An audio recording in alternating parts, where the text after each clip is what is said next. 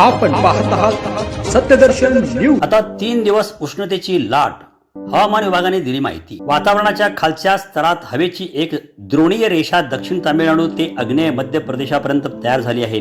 ही द्रोणीय रेषा विदर्भावरून जाते, तसेच अरबी समुद्रावर एक प्रतिचक्रावर्ताची स्थिती तयार झाली आहे। या वातावरणाच्या स्थितीमुळे पुढील 3 दिवस विदर्भात तापमानात वाढ होईल असे हवामान विभागाने म्हटले आहे।